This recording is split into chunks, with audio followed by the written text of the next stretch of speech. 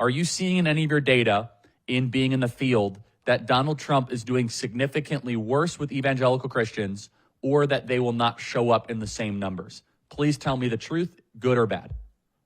Yeah, no, not yet. We haven't seen anything like that. I've heard this chatter, but like if you look at our poll in Michigan, for instance, which isn't like in truth though, there aren't as many in Michigan as there is in Wisconsin or Iowa, and actually there's quite a few in Ohio. People don't realize it often gets overlooked. But 78% certain to vote right now we're looking at in the sample.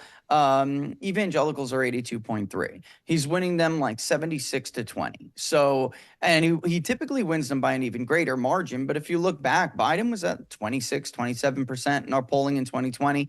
That didn't materialize. Subgroups, sampling errors for subgroups are higher. So it looks like a fairly normal margin that we have seen in the past. And they're always more Protestants.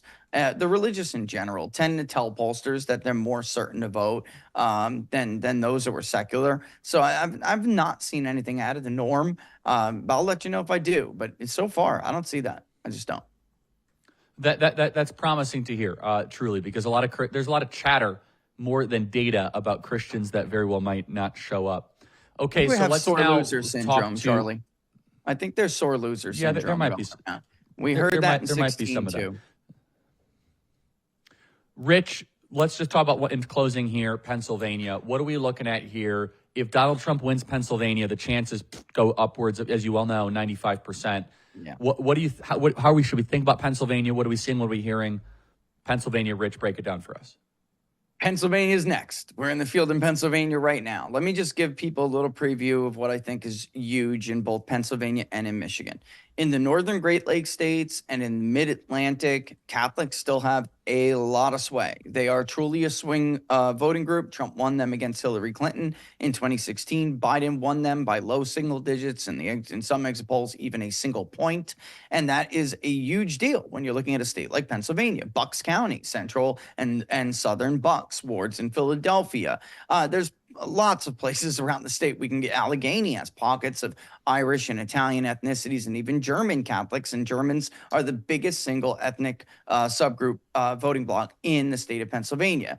So we could very much see that Joe Biden was doing well with Catholics in 2020 because he wins, an Irish vote that Hillary Clinton didn't win, a working class Italian vote that Hillary Clinton didn't win. And Trump is leading with Catholics right now, and he's leading them by a little bit more than he was leading Hillary Clinton with. Now I'm comparing, and I always try to be as transparent as possible here.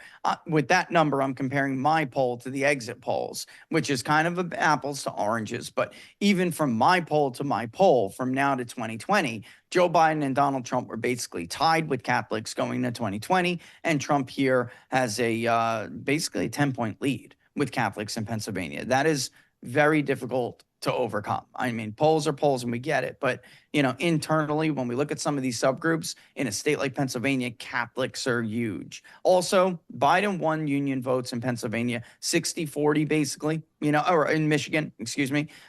He won them 60-40. You can look at the poll, Charlie, that we just sent over to you. It's very tight now. And that is reflective. You'll see the same thing in Pennsylvania. That margin, of course, public sector unions are still going to back Democrats, which keeps the overall union household margin favorable to Democrats, but it's the margin that matters. And that margin is Joe Biden's margin has evaporated. And I honestly don't know why people are surprised. When they first pulled this switcheroo, you and I talked about this on your show, and I kind of hypothesized that she'll do better in some areas, but worse in others. That's what's happening now.